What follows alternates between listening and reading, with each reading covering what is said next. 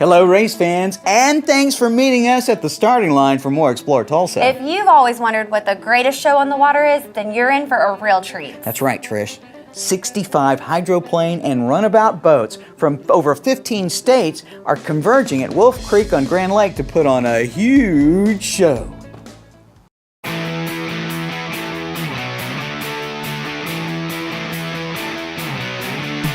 It was something that passed on to me. My dad raced.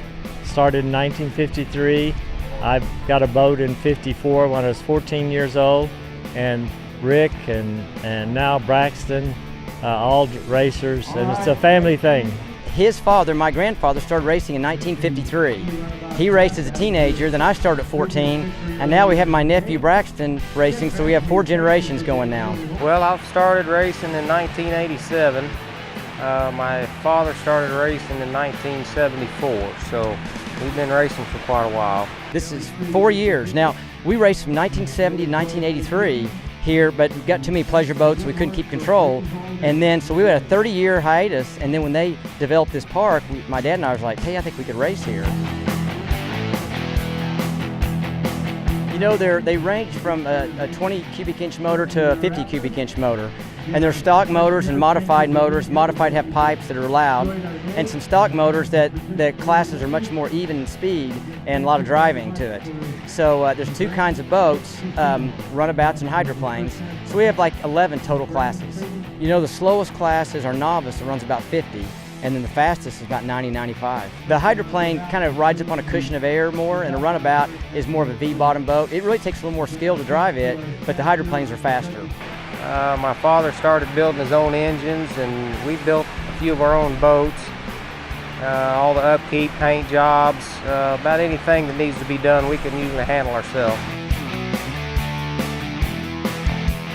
It's all about starts, and we have a countdown clock that counts down to 0, and you try to hit the starting line right at that clock when it hits 0. If you're over or early, you're disqualified. Well, if you're late, everybody gets a head start. So that's really the skill of our sport, is getting that timing down. So hitting that clock at 0 at full speed. When there gets to be 10, 12 boats, it gets crowded and people get in your way, and I may know it's 8 seconds from a certain buoy, but people get in my way, then it makes it difficult. You know, we race 2 heats, so you can't just be good once. You've got to be consistent. And like today, I won a race with a first and a second, and another guy had a first and a third.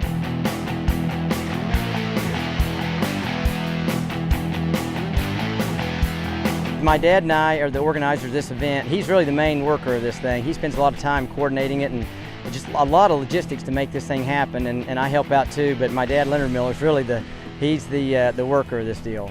Well, we work really hard to communicate to the people, but we it's a free community thing, so it's a lot of fun. This is a great facility with the boat ramps that they've improved on. Lake's the right size. It gets a little big on the big end there. It gets a little rough, but this is an excellent place to race. Well, it's tough. We like usually smaller bodies of water because we can't have any pleasure boats because their waves will cause an accident. But we're back in this cove, and GRDA's been good to put some buoys out, patrol to keep the boats out.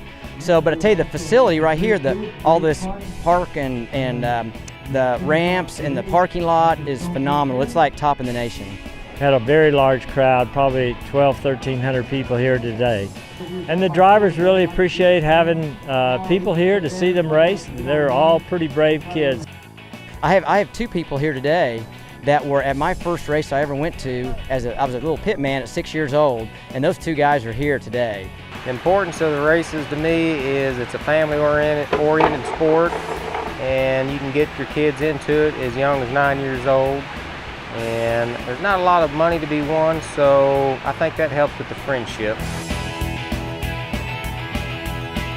That's really been the fun for me to travel. We've raced in California, north and south, upstate New York, Florida, everywhere in between. So to travel the country, meet people has been fun. And I enjoy a real close, tight race, just like the second heat of D-Hydro.